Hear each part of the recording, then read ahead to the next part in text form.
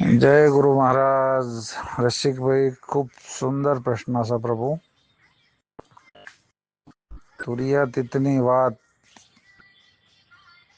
જેના પૂરા ગુરુ મળ્યા હોય અથવા સદગુરુ મળ્યા હોય એને જ સમજાય એવી છે. કારણ કે વ્યવહારિક સત્તામાં તો આ શરીર જે સ્થૂળ શરીર છે એની જ પૂરી ખબર નહીં હોતી. એ તુરિયાની વાત કેવી રીતે કરી શકે? આ સ્થૂળ શરીર છે એની અવસ્થા જાગ્રત છે. સૂક્ષ્મ શરીર છે એની અવસ્થા સપના છે. અને જે કારણ શરીર છે એની અવસ્થા સુષુપ્તિ છે. આ ત્રણેયને આપણને કોઈક સમજાવે તો થોડું સમજાય એવું છે કે ભાઈ જાગૃતિ હું છું એ તો દેહ ભાવવાળાને બધાને ખબર પડે. સપનામાં સપનું સાચું ના હોય પણ એનો દ્રષ્ટા એટલે જોનાર. સપનું જો સુધી ચાલુ હોય ત્યાં સુધી એકદમ સત્ય જ લાગે, જેવું વ્યવહારિક સત્તામાં લાગે છે એવું જ લાગે.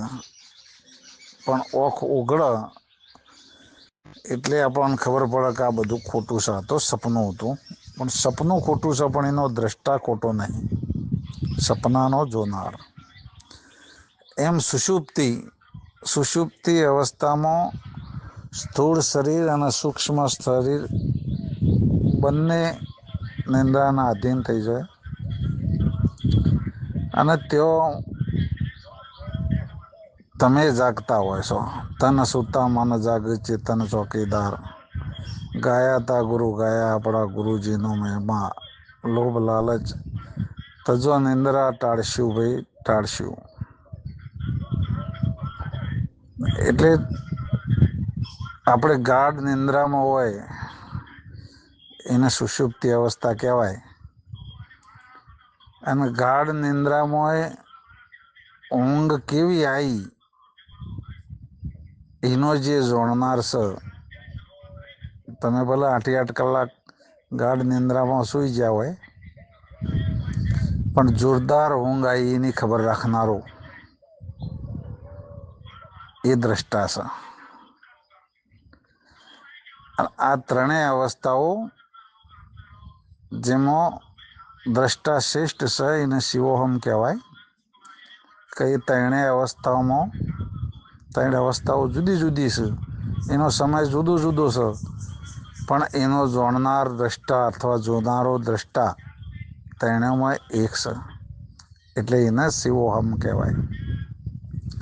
પણ જો સુધી દ્રષ્ટાનો ભાવ છે ત્યાં સુધી સોમું દ્રશ્ય હોય ને હોય. જાગ્રત હોય, સપના હોય કે સુષુપ્તિ હોય, જો સુધી તમે દ્રષ્ટા છો, ભલે જગતના એ દ્રષ્ટા છો, પણ તમે દ્રષ્ટા તો અમુક દ્રશ્ય જગત ઊભું હોય ત્યાં સુધી તુરિયાતીત ના કહેવાય. પણ દ્રષ્ટાનો ભાવ મટી જાય અને સર્વોહમ થઈ જાય.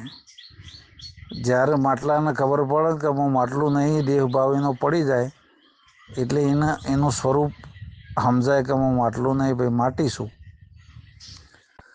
અને ત્યારે એને જે પણ વાસણો માટીથી બનેલો છે, ઈંટો હોય, નાળીઓ હોય, મોરિયું હોય, રોમપાતર હોય, એ બધો જ્યારે એનો માટલાનો દેહભાવ પડી રહે એટલે પેલા બધોથી એને એકતા થઈ જાય કે આ બધામાં માટી છે. આમાં રોમિયું કે મોરિયું કે ઈંટ કે નાળિયું છે ને એ બધી કલ્પના છે. એમ શ્રેષ્ઠ જ્ઞાની પુરુષ છે ને એને આ જગત આખી કલ્પના જેવું લાગે. કબીર સાહેબ ત્યાં જઈને બોલ્યા, અરે જોવાયો વણજારો મલકમાં, જોવાયો વણજારો. અરે કુણસ ઓબો ને કુણસ કેરી, કુણસ વેરવા વાળો મલકમાં, જોવાયો વણજારો. અરે આપજ ઓબો ને આપજ કેરી, આપજ વેરવા વાળો મલકમાં, જોવા આવ્યો વણઝારો. અરે કુણસ વાળી ને કુણસ માડી, કુણસ વેણવા વાળો મલકમો જોવા આવ્યો વણઝારો. હાય આપજ વાળી ને આપજ માડી, આપસો વેણવા વાળો મલકમો જોવા આવ્યો વણઝારો.